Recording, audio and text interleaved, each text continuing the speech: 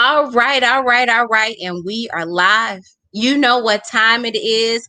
It is that day, that magic time, that magic number. It is Sunday at 7 p.m., where tonight we are going to be sharing some amazing nuggets. We're going to be talking about knowledge, right? Talking about how gaining knowledge around your credit, money, and finances can truly, truly impact your success. Hi, guys. You all know who I am. I am Shronda McDaniel. I am your host for tonight. And this evening, I have an amazing guest in store for you. I'm going to be bringing up someone who is, living up to the title. His name is Knowledge, right? But he's full of knowledge where he's going to be bringing some very valuable information to us on things that we can do to better manage our money. Most importantly, our credit and our finances. We really don't have to figure it out when we have somebody giving you free game. Tonight, guys, we have the privilege of having an amazing special guest, Knowledge Beckom. He is a podcaster, financial literacy advocate, and business owners. When we talk about someone that wears multiple hats, this guy wears multiple hats, but he wears multiple hats, ultimately giving us all the ability to be taught. We're able to learn, hear information from him. And today, he is going to be sharing some incredible information for you. I'm going to be bringing him up, and I hope that you guys are in store for a great, great show on tonight. Hey, Knowledge, how are you? What's going on, Sharonda? This is interesting being on the other end and the other side. But how are you tonight? I am awesome, awesome. Thank you so much for asking. But most importantly, thank you for taking on the invitation and joining us here on my own show, because we know you're very busy and you do have your own podcast. So it is much appreciated to have you on the show today. Indeed, I appreciate it. I've been watching your work over the last month or so. Very entertaining, informative, and educational episodes. So just want to say keep up the great work. Awesome. Why, thank you. Why, thank you. It means a lot, especially coming from you, your own podcast. I've been checking you out and I'm like, got some work to do. But you Thank you. definitely inspire. You definitely inspire. So, Knowledge, I want to jump right in because you are full of wisdom. You have a lot of things that you can cover, and I don't want to miss a moment of this greatness. Let's just start out with you telling us a little bit about who you are. Wow. So I like to say I'm an entrepreneur with a day job. My entrepreneurial venture started very young. I remember, I think I want to say as early as third grade. My pops took me to what's now known as Sam's Club, used to be called BJ's back in the day. But for whatever reason, I asked him to front me some candy, right? And he fronted me some candy, M&M's, Snickers, what have you. I started going to school with two book bags, one with my schoolwork, the other with the candy. And it started in my classrooms, but very quickly I was able to enterprise, and they were allowing me into other classrooms to sell my candy. And so anybody that went to grammar school with me, they're going to say Knowledge was getting it early, right? And I've just continued to always have a desire and an interest to make money, right, and to make money move. And as I've grown into an adult, that entrepreneurial spirit never stopped. But I also fell into sales, which for me was a blessing because I think when you do sales, you learn about business so much more, I think, than maybe other positions and other roles in a company. And it really only further fueled my entrepreneurial ventures as well as my knowledge and education around business. And ever since then, I've done so many things, whether it be in the entertainment space, managed actor, comedian Lil Rel, Kelly Howard, a few other comics here in the Chicago area. Owned the comedy club for about 5 years. Did real estate for about 8 years. I mean, you name it, I've touched it. And most recently, kind of something I grew up on, golden era hip hop, which is something I love. I created a company back in 2017 called Classic Hip Hop Lives, which is essentially a celebration of that era of hip hop and producing concerts, et cetera. And that's a cool project, as well as I was able to start my own financial literacy and credit restoration franchise. And I've been doing that for the past 2 years as well. And that's That's really probably my most notable work, even though I love the other things. And it's truly because I'm just helping so many folks reach goals that maybe they didn't know how to reach or didn't know if they could reach. And so ultimately, that is probably to date my most meaningful work. Awesome. Listen, you just dropped a whole lot of something on us. You know what? The beautiful thing about when doing these interviews and simply saying, tell me about you, we get a chance to hear and know so much about the person that is sitting in this seat, right? Right. What qualifies you to be able to tell me anything? And the reality is that we have someone who has been an entrepreneur since he could remember. Yeah. We're talking about trying different ventures and doing all those things. I have some prepared questions, but I'm gonna be honest with you. I already know that we're not gonna make it through these because we are definitely in store for some stuff. I want us to start with the very last business that you told us about, the financial literacy, and that being the thing that's been most meaningful. Why? Why is that? I think. Can you still hear me? Okay. Mhm. It was probably because it was one that I didn't anticipate. Going into every other venture, I knew exactly what I was doing and the reasons behind it. This particular venture, I really went in and it was self-serving. I also had less than perfect credit, and so I was going to actually improve my credit, right? And I really didn't know how much I would learn, et cetera. I was paying somebody to have my credit fixed, but as I got involved, I like to be a student of whatever it is that I'm actually doing. And so as I was able to shout out to my daughter checking me out, um, I was able to learn about building credit and understanding how credit moved, et cetera.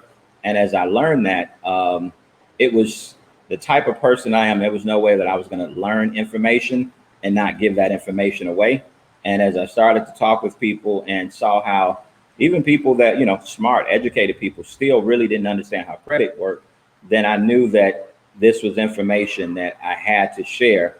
And I mean, I love to. Like, I love to at the end of the day because it's almost, I mean, you can literally change people's lives with the information that you have around credit and just building wealth and just money in general. And so that's why I say the other things are great. They're fun. I'm able to make money. But when you're able to help other people change their lives and help other people reach goals, there's really nothing better than that. And for me, not necessarily a religious person or not necessarily going to soup kitchens and feeding the homeless. And so this is the way that I actually do my work on earth is how many people can I help? Right. And so, so it's a feel good for me as well as I help other people. Awesome. Awesome. So I think I want to dive more Starting with into my daughter. starting with your daughter. Shout Yeah. out to your Yeah. daughter who is watching. Hey girl, hey, right? I definitely want to talk a little bit more about that. You know, for those who are watching who may not know the purpose or the reason for why I've started this series, is we've gotten started because we want to close the gap. And obviously, closing the gap doesn't happen immediately, but it happens through us having education to pass those things on. And Right. you're saying to me that you've put yourself in a position where you're helping other people with financial literacy, but most importantly, you sound like you've been a pretty money savvy guy, up until this point. Let's talk about that. Like, what do you believe are the top three things holding people back from winning and or increasing their money? What would be the top three things you think people do? So I wouldn't have probably said this 10 years ago. So today, I'm going to say fear, fear. And let's say fear slash lack of belief in self. So that's kind of one. I think two is people may be, and I'm not calling people lazy, but maybe their habits are lazy, right? So I would say that. And then thirdly is education, right? And so, and education kind of goes through the other ones as well. But those would be three if I had to kind of give you three things that I think um, prohibit people from taking the next step. I want you to expound upon that education because it sounds like in the financial literacy, that is what you are doing. Why does the knowledge of financial literacy matter?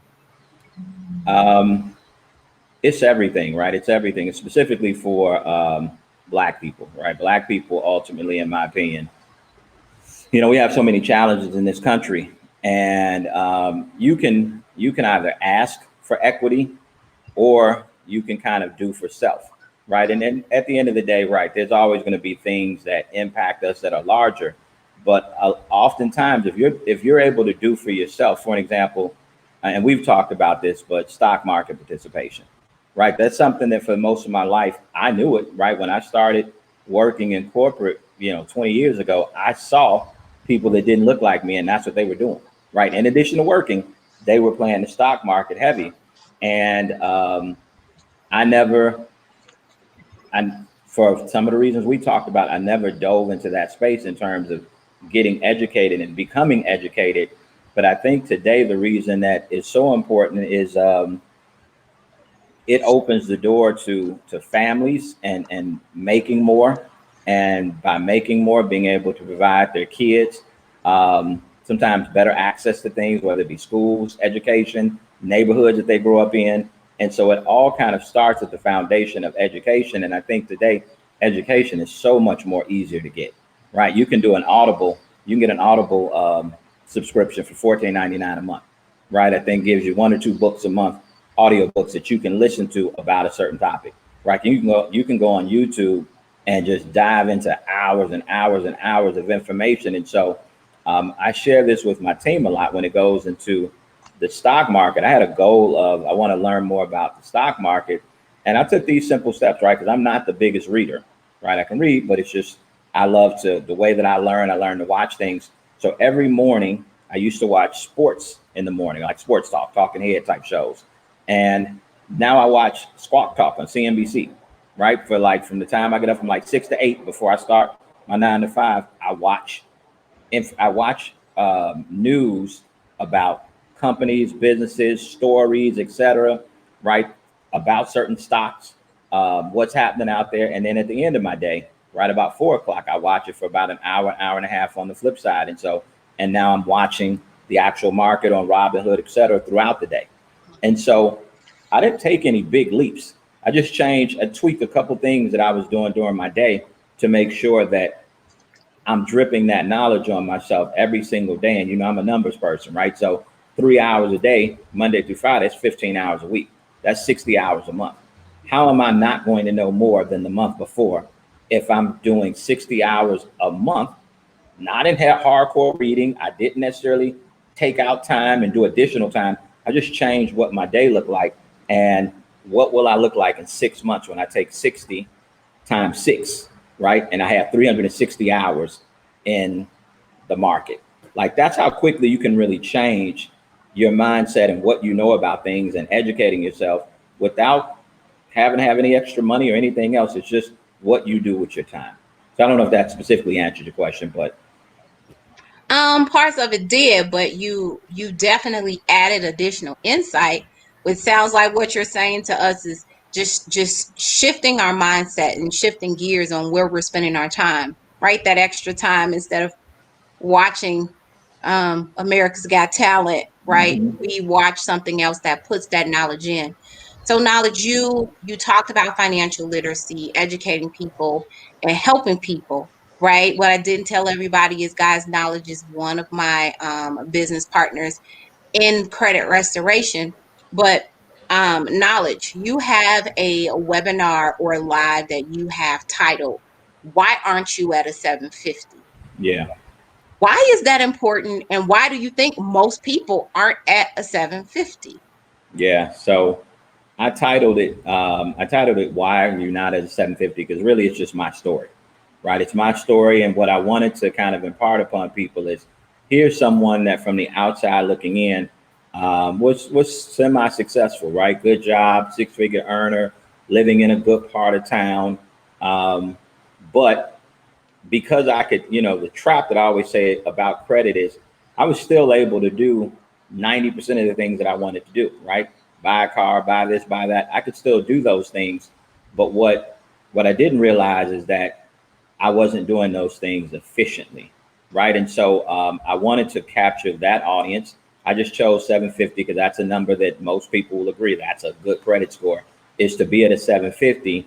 And I wanted to just start the conversation. And as I went through the presentation, I broke down how your credit score is calculated, which I understand even if people know how your credit score is calculated, they don't necessarily know how to apply that to themselves, right? Some people are like, oh yeah, I know, credit utilization is 30% and paying your bills is 35%, but they don't necessarily know how to take that back and break that down even further to say, okay, when I look at these five categories, where am I losing points, right? What am I getting in this area? What am I getting in this area? And so if I'm at a 680, a lot of times when I talk with people is, hey, I'm at a 680 and I don't know how to get to a 750, right? Mm-hmm. And so by going through that presentation and breaking it down, but sharing some of myself, letting people know just 2 years ago, I had zero idea as well, right? I thought it was a myth. It was something magical. As how do you get to these scores? And so as I found and educated myself, I shared that with people, and it's going over very well because I think this now, even if you're at a 700, which is a pretty good credit score, you still want to, that intrigues you as to, wow, how can I get to a 750 though? And Right. usually in that conversation, and whether it's 750, 780, 800, right? No reason to stop. But once you learn how to tweak your score and how much of that you can manage, I just found it something to be very important in it, and it captures more people, right? It captures people that may even believe that I have pretty good credit, right? It captures them even because they still might not be at a 750. So that was kind of the reason I did it, and it's been really successful. I've done a few of them. I'm going to start to do them a bit more because people ask me to do them, um, but they can be exhausting as well because I share a lot. I can imagine, breaking down credit and the education surrounding it. When I look at that subject or that topic matter, you can opt to be going live about sports or anything else. And a 750 is a very great place to be. But, more importantly, it's why is getting to a 700, a 750, why is any of that, important for anybody? Yeah, that's a great question, and I'm sorry I left that out. So, um, obviously, the higher your credit score, the lower your interest rates are, right? And if you're lowering your interest rates, you're putting money back in your pocket. So I kind of talked about that trap earlier, right? You got a 650, you can go and pick up whatever kind of car you want for the most part. But at the end of the day, what people don't think about is they think about, okay, I can get the car. So goal number one, check, right? Mm. Goal number two is when the salesperson comes back and says, hey, you wanted to be at a 550. I got you at a 550. You're like, check, right? I got my car and I got a 550 a month. That was my goal, right? But what you're not looking at maybe instead of 60 months, they took you out to 72 months, right? Maybe you're not looking at your interest rates. You're not looking at some of the things that they might have done to get you in that car. And then on the flip side, what if I come in with my 820 and buy the same car? Would you feel good knowing that you're paying a 550 and my note is 485? Right? And that's the piece that people miss. So you don't care that you could pay the 550. You're like, why is homie at a 485? Or why is it no 45? And if I multiply that each month and I multiply it over 60 months or 72 months, now you see the difference in what you're paying versus what I'm paying. We're the same people, and the only difference is I focus on pushing my credit up, right? And that's what put me in position. And so oftentimes when I'm talking to people, it's to get them to understand that part of it. And we're just talking about the car, right? But then we can go and talk about your car insurance, right? We can go talk about if you have a home, we can go talk about that loan. Yeah, you can.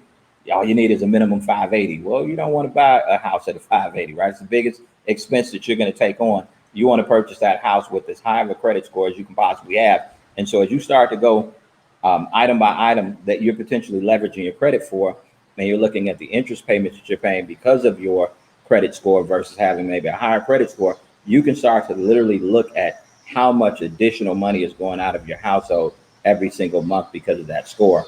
And usually that conversation gets people to look at it differently. And that's what I'm trying to do is because most times we don't run into people that tell you, hey, I just got so much extra money. Right? Usually they don't have enough. And this is a way to get enough by simply taking action and improving your credit.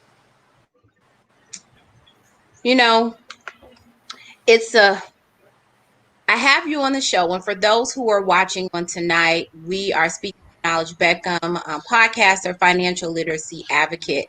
And I like to call him the money guru, right? He is definitely master increasing money and growing money. Right now, we're talking about our credit, but you've said the word money and cash a few times. So, not switching gears, but what I want you to do, because I hear the same message so very often to people. Knowledge, what's the difference between credit and cash? So, two-part question. What's the difference between credit and cash? And what would you say to the person who said to me, normally guys that say to me, oh, I only buy everything cash? Yeah. It depends, right? Most times the guys, and usually it is guys who tell you they buy everything cash. Um, your cash isn't that long and strong, first and foremost. So one, it's kind of bravado because there's just moves you can't make. So it kind of, if you only buy things cash and that's what you say, then I kind of know that the moves that you're making aren't really major moves, right? Because you're not going to grab the $300,000 building cash, right? You're not going to buy the Range. It's not that you have to have a Range Rover, but if you're riding a Range Rover, you're not going to buy that 85 cash. You're not, right? A few folks and folks that really do have cash, the ball players that really have loan cash, somebody told them the importance of credit, and so they have good credit and cash now. And so it's just when I hear that, I know somebody's missing the boat, and it just really depends on whether I want to have a larger conversation around credit. But the reality is, I share with people as well, right? Just again, a lot of it I take with my personal story because I've always been able to earn, right? But I haven't always had the financial literacy at the level that I want, and I'm still growing and learning. But I think what I kind of realize is that yes, you're able to do some things cash. When it comes back to really wanting to make moves out here, you're going to have to leverage your credit, and you want to leverage your credit, right? So to give you an example, I talked about starting Classic Hip Hop Lives, um, my celebration of golden era hip hop. When I started that business, it was it was in 2017, and it just happens to be in 2017. I had probably my second highest earning or highest grossing year from an income perspective. And so as I'm doing these shows, and this was before I actually started down this whole financial literacy journey, I'm doing these shows, and concerts cost, right? You got a venue, artists, this, and I'm paying for it all cash. And I felt fortunate, right, because I had the cash to do it. But now having the credit, all of those shows could have been done on cards, right? Meaning credit cards, right? Where you're putting this down, you're buying the plane tickets, the venue, whatever the case may be, right? Sending that through PayPal, but you can use maybe your card on PayPal. And all you're going to do is, okay, great. It costs X, right? It costs $20,000. That's what I need to put down to do this show. And okay, I'm going to have to stretch that money for 60 days, right? So I'll make the minimum payments. I'll look at the interest that I have to pay. So now my 20 grand has gone to really a cost of 20,800, right? But the reality is there's no cash that has come out of my pocket to do this show. Now I sell tickets, the money comes back in, I pay back off the cards, I take my profits, and guess what? I never spent a dollar out of my pocket, right? That's the key of credit. Whereas before, I got $20,000 out in the universe, $20,000 of cash that's not working, right? Because it's in the hands of other folks for me to take a shot of doing this. And what if the show doesn't go off the way that I think it has to go off? 20 going, right? If it's on credit, I can extend that. Maybe in that same time, if I have enough credit, I'm able to do a second show, and the second show makes up for the first and second. But the reality was, I never really spent any of my own cash, right? And so, a lot of times, if somebody's talking about they're doing things all cash, more power to them. But then I'm just asking, how strategic are you? How strategic do you truly get down? Knowledge, there's a part of your testimony that introduced you to this financial literacy business. Yeah. Um, I want you to share for the person who's listening who says that I am all cash, right? We talking about the man who's been selling candy since he was a kid, finding ways. Classic hip hop lives, property, all of those things. So you got the cash. Can you tell me what really made you come to this financial literacy things for people who say I got the cash? Yeah. So there's two. I know where you want me to go. There's two things that that really made this such a passion project of mine. So the first was the stock market, and the stock market, the housing crash, right, of 2008. Because in that process, that was a tough process. At that time, I had maybe 6 properties, and I ended up letting a couple of properties go during that time. And one, because I just didn't really understand credit repair and restoration, I literally thought, right, like many people think, you have to just leave your credit on the side. There's nothing proactive that you can do. And so I let basically like 10 years ago, right? That I was working off of cash, but the reality was there were things that I could not do, right? So I was renting, right? So I was paying, so I'm living in the West Loop paying $3,000 for rent. And I'm doing all of that, all because I did not know that there was anything that I can do to actually proactively work on my credit, right? So it really just let me know where that education gap was, and essentially how much money I lost during those years being undereducated. But then what they call kind of the compelling event for me was the fact that um, it was about August of 2018, and I was getting ready to move from my place in the West Loop into Pilsen, and I wanted to expand my business. Classic Hip Hop Lives, right? We were primarily a concert event company, and I said, you know what? I want to get a brick and mortar, right? So when people come to Chicago, tourists, etc., I want to have this cool art gallery space that people can come to, and everything in the gallery was inspired by golden era hip hop at that time in hip hop. And so I find a place, and shout out to my man Vince Sherrod. He's a photographer out of Chicago. It was his space, and I remember from way back when. Super dope space. I'm already in love with it. I'm thinking how I'm gonna lay this thing out. I got my business plan together. I told you in 2017 I came off my best year from an income perspective. So I'm like, cool. I done made a couple hundred of them things. I said, when I take this to them, this is gonna be good. This is sweet. And I had not checked my credit score, right? I was assuming, hey, you know what, that was a while ago. Those things that fell off. And of course, I'm doing business with somebody who doesn't look like me, right? And so and I'm bringing in something that's golden era hip hop. And so, but I'm tight, right? Things are tight, but my credit score wasn't, right? And so there was somebody else who was interested at the time, and essentially hearing the young lady, the realtor, basically say that the owner, was concerned with your low credit score. Um, it just made me feel away, right? Because at that particular time, I felt strong. I felt like I've hit my stride, and to hear her not give me something that otherwise I'm in perfect position for because of my credit score, I told myself that will be the last time that someone tells me no because of my credit score. And so I dove all the way in at that particular point, and that's really why I'm here today. That's why I do my podcast, the Drop in Knowledge podcast. That event triggered probably what you're going to see for the next 20 to 30 years from me, is because, as you can see, right, I probably got an issue with hearing no. So that's, yeah, that's that. Really, an issue with here? No, we would have never guessed that. We would have never Nah, guessed it. I You said know that for what? you. This is extremely dope, right? And there's this one question I was kind of going back and forth about whether I wanted to touch, simply because it was something that I brazed over last week on my live. But you know what? People can't get too much of good information. You basically went into amazing detail with us about basically, yeah, you can have cash, but what is the saying? Cash is king and credit is power. Right. Um, you talked about something though. Knowledge, there's such thing as good debt. What you call it good debt. And is that what you were referring to when you talked about fear? Is all debt equal?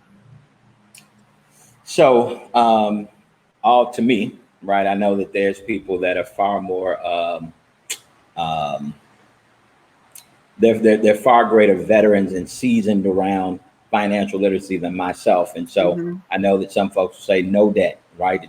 You should have no debt. That's not me, right? The fact that I know that credit can be recycled, restored, replenished, etc., then go make it happen. And if you ever need to come back here again because your credit got ruined, you go through like seriously, you go through the process again.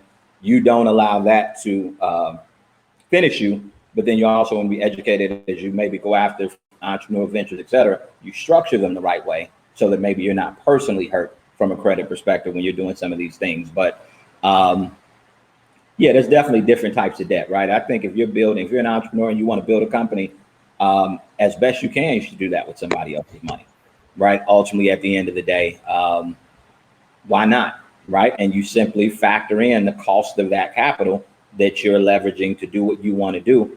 But at the end of the day, if something doesn't work, I'd always rather it be somebody else's money than mine, right? And so yeah, I mean, I've heard like you shouldn't have like debt's no good. I'm like, well, how do you get a dope crib? Like, how do you get a dope crib? And a crib is not like a car, right? Buying a home, that's an investment. That's still the number one way to build wealth, right? And so, yes, might be able to buy cash and have a house somewhere. But now we're talking about, well, maybe if I have that house and maybe I was able to pay for it, able to pay 60K cash for it. That's great. But more than likely, that house is not in the neighborhood that I wanted to be in. More than likely, that house is not going to appreciate the way that a house in another area may appreciate. And so, yes, I was able to afford it and not go into debt. But at the end of the day, I would argue that maybe a house that you did go into debt for actually ends up being a better investment based on a number of different factors. And so I'm always going to leverage debt when possible, always with the goal of coming back out of it, right? And I very rarely have gotten myself into getting bad debt where it's simply around a lot of things, right? The worst that I might do is cars, right? But even with that, right, you don't want to buy your car new, right? You let somebody else take that initial depreciation, right? Get you a vehicle that's a couple years old. If you do buy a brand new vehicle, go lease instead of buying it, right? Lease depreciating, or at least depreciating assets, own appreciating assets. And so there's general rules that you can do, but I'm all about, getting debt to push yourself forward, not silly and dumb debt. That's good. That's good. Much appreciated. I Yeah, no doubt. definitely am watching time. I knew we were going to struggle not to make it through these topics. Before I kind of get to some of those closing questions, Knowledge, I do want to have you talk a little bit about, the purpose in this series I have is to give people knowledge to make them better. So if there's someone out here watching now or watching later that says, well, that dude, he has this going, this going, this going, this going. I don't have any of that. It's too late. Like, what do you say to that person to tell them, what they can do to maybe jumpstart building their money, their credit or finances? Yeah. So one, it's never too late, right? You can have that feeling, right? On my podcast, and shout out for all of you checking it out. Make sure you check out the Dropping Knowledge podcast, droppingknowledgepodcast.com. You can check out episodes on YouTube. Also, we're on Apple and Spotify. But I had an episode a couple weeks ago where I spoke with a buddy of mine, Will Montez. We talked about building wealth in the market, right? In the stock market. And I made that comment during our interview. And I said, I feel like I've been on the sidelines for too long, right? And and he was like, it ain't never too late, right? And the reality is, it's never too late to get started, right? Because once again, the time that I happened to come in, so I hadn't played the stock market ever really, but in the last few months when I came in, I happened to come into a quarter that was the best quarter in probably like the last 10 years, right? And so even though I started very late, I got in during a time that you saw record highs from some of these companies, et cetera, and was able to make, decent money during that time. And so it's never too late to get in. And I think also you have to realize and appreciate that a lot of us, we say that we're doing it for our kids and our family, but then we can talk about us. And so it doesn't, if I'm learning today, guess what? I'm learning and I'm able to pass that on to my daughter. Right. So the fact that I'm talking about this, my daughter's actually on watching the live. And so she's able to soak this up 20 years younger than me. Right. And so if that makes her stronger, then it's, even if I started a little later, she's going to start early. Right. And so it's still a win at the end of the day when you talk about the family. Right. And so I think that, whether it's a business, right. It's never too late because, again, you can have your run, but if done well, wouldn't it be great to pass a business down to your kids, right? Because you can't pass a job down. Wouldn't it be great to pass a business down to someone? And ultimately, again, back to that education. Education is key, right? What are we able to what are we able to teach our kids, right? I saw my man on here, James Morris. He was actually a guest of mine on my third episode. And although we talked about Black history in America, right, he's written a book, and it's dope stories. You guys have to check that out. But he wrote a book about I think it's real estate. But he said basically what happened is his daughter went to school, and they were looking like where the books that talk about us, right? Where are the people in the books that look like us? And there wasn't one, and so he wrote one, right? And so the kid's name in the book is his daughter's name, right? And so look at that sense of ownership, what they're learning, what he's teaching, etc. And it doesn't matter that he's in his mid 40s and he's just writing a book. It's now she'll probably write her first book at 20 years old, right, or 18 years old. And so we inspire our young folks to do certain things. And so again, even if you think it's a little bit later on for you, it's not just about you. You're also going to be passing that information on. And so get busy, and you never know. You may create something that, yeah, for the next person you might have wanted to get involved or do it at 25 years old, and now you're 40 years old. But who knows, right? You might come across something that you have a great 5-year run and much further than you ever thought you would be in that time period. You never can call it. You never know when it's your time and when something might just pop, right? So Earlier on, you made a statement, and basically you said real estate is one of the top 3 wealth builders. yeah. One time I was watching on one of your podcasts on dropping knowledge, and I remember feeling like, man, this is one of the dopest episodes he's had.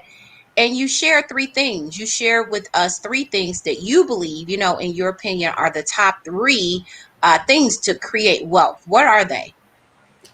Yeah. So, and this was kind of my adult report card, right? Like, how are you doing on your adult report card?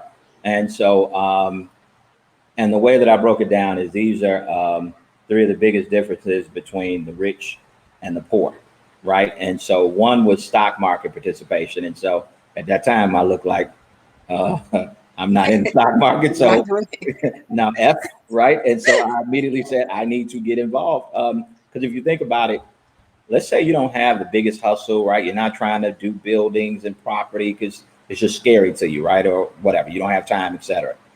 Well, the reality is, okay, if you're making good money, what are your choices? You right. You definitely can put it in 401k, max out the 401k, but use your 401ks. Um, they're good, and you can look at the returns on that money. But the market, oftentimes, even if you're just doing like ETFs and mutual funds, on average 8 to 10% a year, right? Even if you got a high yield savings account, most you're gonna get is 2%.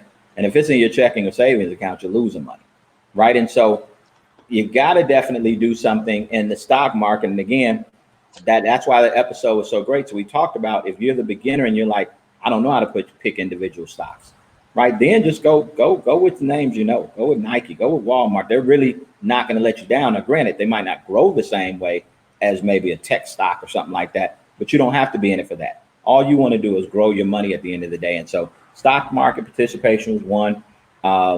2 was real estate ownership and real estate. And so and again, that doesn't even mean being a real estate investor, right? That simply can be just owning the place that you live in, right? And what that can produce and what that can create over time. And so that was 2, which I was good there, so check, right? And then 3 was ownership in small business, right? And that can look a few different ways, but I felt like check there because I have my financial literacy and credit restoration franchise, right? And so I have a small business there. I have Classic Hip Hop Lives, ownership in that, right? I have a business there, and I've been looking at other businesses because sometimes when you invest as well, if you have money to invest, it may not be at all building your own business. It may say, hey, you know what? I know Shronda has a business. She's opening up a boutique, and I know she's super stylish. She's a businesswoman, etc. Hey, you know what? Can I give you X for 20% equity in your business, right? And you may need the capital. I give you that. That's ownership in small business. And we work it out that, hey, you know what? Quarterly, you're going to look at those profits after expenses, and you're going to give me 20% of the profits, right? So even if that's, I open up my check or open up my mailbox and I'm making, $1,000 every quarter, that's $4,000 a year, right? So even if that's the case, my money is making money, right? And so those were kind of the three things that that pointed out the differences between the rich and the poor. And so I felt like, okay, cool. I got 2 out of 3. Let me go ahead and get 3 out of 3. And so as of today, I'm 3 for 3. All right. Well, Yeah. great job at having an A on that report card. Thank you. Thank you. I know that there's work to be done for all of us. Listen, your answer hit some things on the head. Your answer even covered some questions I wasn't going to make it to Mhm. on today, because one of my questions was talking about how losing, what it means when people say you're losing money when it's sitting in a checking account, I mean, a savings account. So, Right. I definitely appreciate that response. And I'm going to be honest with you and tell you, that having these sorts of conversations, being a part of listening to your Dropping Knowledge podcast, but just being in a completely different circle has definitely had me open up my eyes and say, what does my adult report card look like? Right. Word. And Word. as we move into the last couple minutes of this live, because I do want you, even though you've already shamelessly plugged your podcast, I Always. do want to give you a moment to plug your podcast. But I want you to talk about one thing for me. You've talked about the small business, you've talked about real estate, you talked about stocks. Knowledge, why is it important? You're doing it. Why is it important to have multiple streams of income? What's the big deal? I got a good paying job. Yeah. So it's to each his own, right? To each his own. And I've always, I think for me, sometimes it doesn't come off the greatest. I started my career in sales, right? So at 21 years old, I went into sales, and in a sales job, unlike other professions, everything is about money. How did you end last month? And they want to know your numbers, right? If somebody says, "Oh, it was good," what does good mean? They want an actual number, right? As sales reps, when we were young, it's like, "Yo, how much was your commission check?" And so I've always talked about money, right? And so I've never run away from that. And the reality is, when you look at just black people's space and place here in this country, um, usually we're economically challenged, right? So whether you want to talk about money or not, it's important, right? When you even talk about people that do well, right? The reality was, okay, well, great. When your kids go to college, do you have the money to pay for 4 years or 5 years of college? If not, it doesn't. So yeah, I know you had a house, I know you had a cars. Do you have that? If not, then they're gonna have to take on debt. And when they come out of college, they got debt. It's gonna take them longer to get in the game, right? Where sometimes our counterparts don't. And so you really can't tell me that money's not important. And you don't have to have money, right, to actually ball out, go crazy, and make bad decisions. But essentially, it opens up access and it opens up options, and that's what you want. And for me, that's what I want as an adult, right? Like I want to be able to have options and make the moves that I need to make, and then be able to truly build something. So that so I have two grandkids. So shout out to Carly and MJ, but they're 5 and 4. But when they hit 21 years old, I feel like it ain't a wish. It's my responsibility, right? Check this out. I came out of college in '97, right? Mm-hmm. There, so let's say MJ's 5. Let's say he goes to college. He comes out at 21, right? So that's 16 more years. So in 16 more years, it's gonna be 2036. So I came out in 1997. He comes out of college in 2036. If he has to go through the same process I did, which is interview and ask for a job, we ain't moving forward, because that was 39 Good years knowledge. before. That was 39 years before he's doing the exact same thing that I did. They went through the same process and hoping and playing a game and doing this to make sure that he can take care of himself.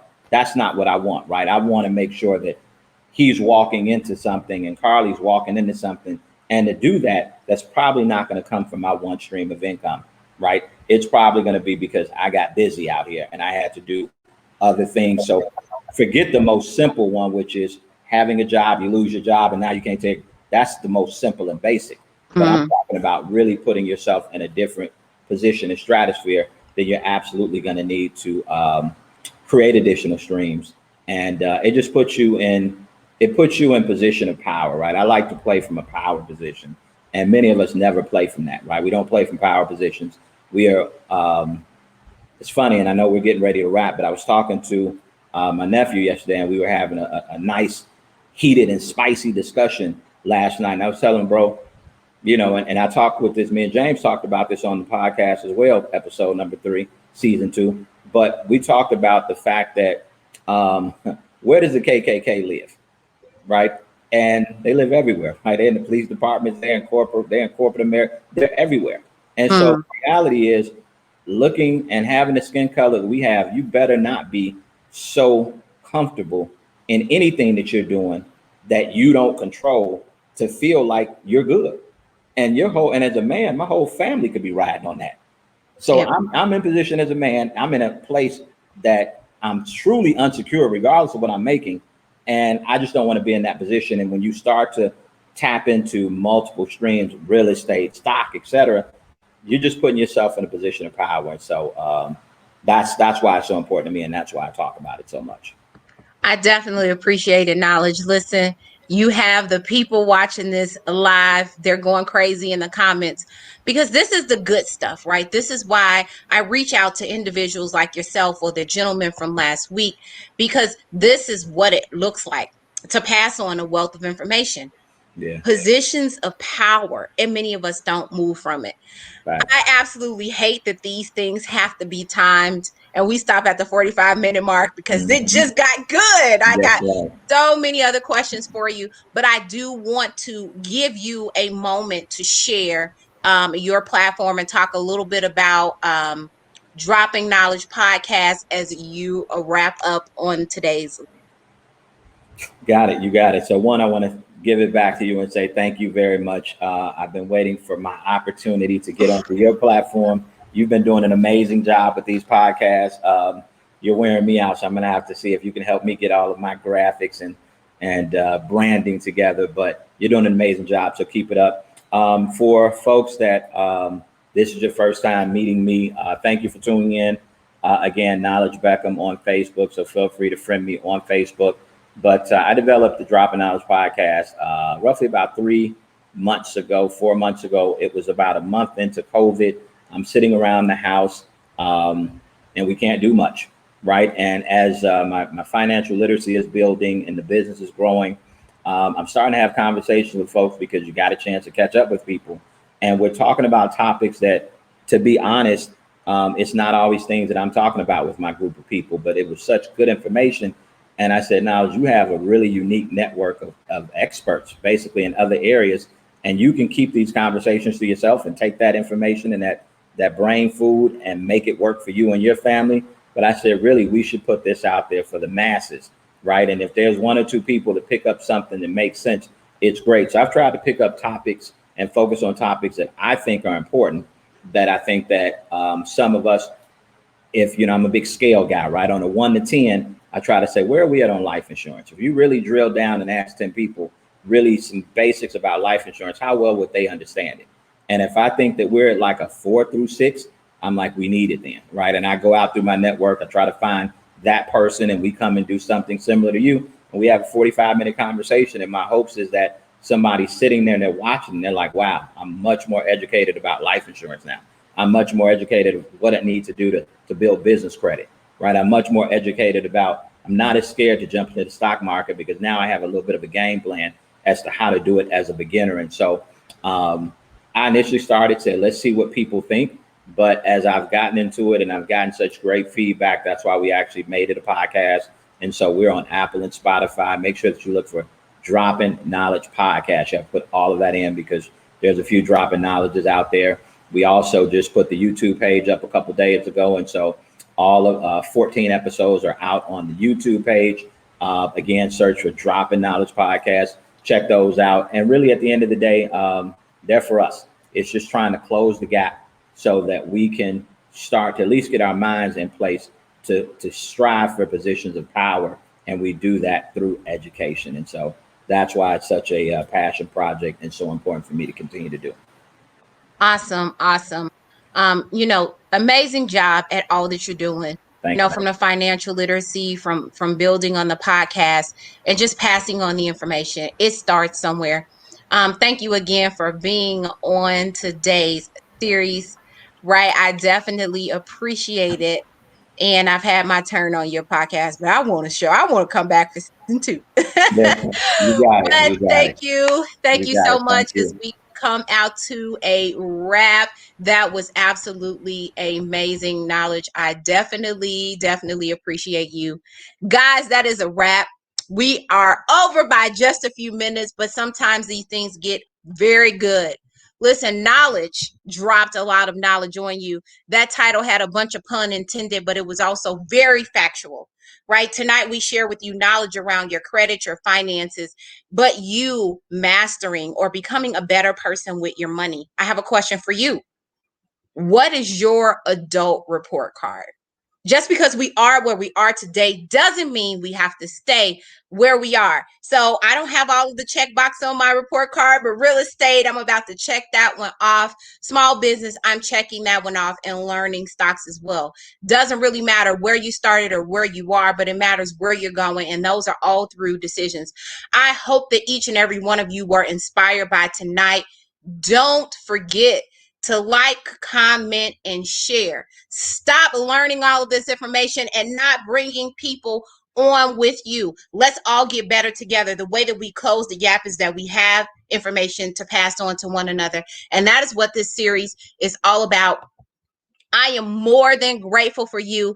Thank you for being here tonight. We will be back next week, next Sunday at 7 p.m. And we're going to be talking to small business owner Shanina McGregor, who has an amazing story and testimony of where she is today and how her small business is walking her away from corporate America. You guys know where to find me right here on this Facebook page, right?